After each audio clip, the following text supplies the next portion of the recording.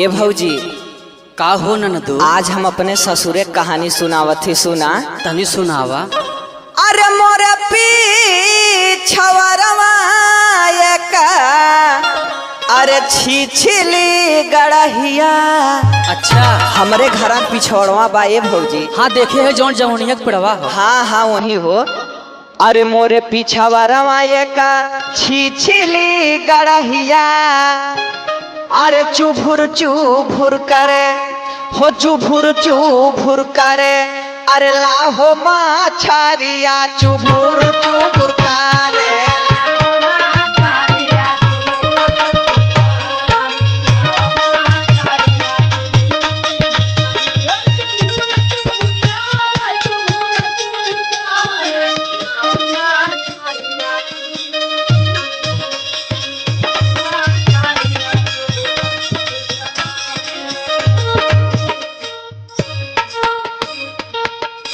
और सुना ए भौजी। सुनत है हो ननदो। अरे हमारो ससुर जी भौजी अरे सके टोया।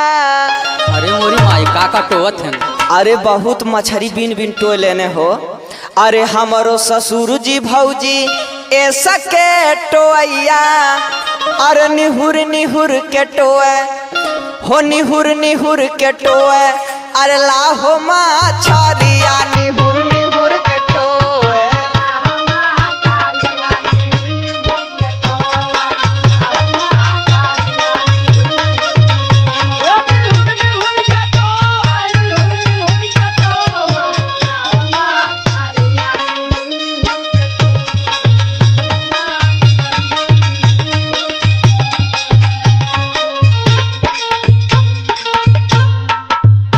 और सुना ए भौजी। सुनत है हो।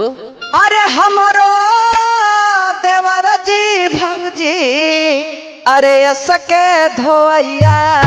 हाय हाय हाय। बहुत बढ़िया मछली धोवन हमारे देवर बबुआ हो। अच्छा अच्छा। अरे हमारो देवर जी भौजी ए सके धोइया। अरे रगरी रगरी के धोए हो, रगरी रगरी के धोए। अरे लाहो माछारिया रगरी रगरी के धोए।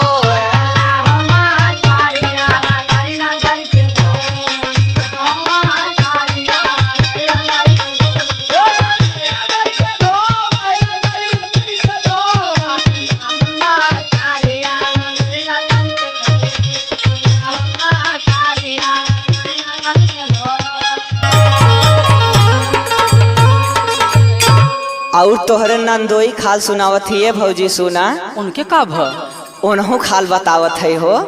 अरे मुन्ना मतलबी पियावा ऐसके खवैया। अरे मछली खाबो करन खूब खियाबो करन हो। अरे मुन्ना मतलबी पियावा ऐसके खवैया। अरे खिया के लई के सोए हो, खिया के लई के सोए। अरे लाहो से जरिया खिया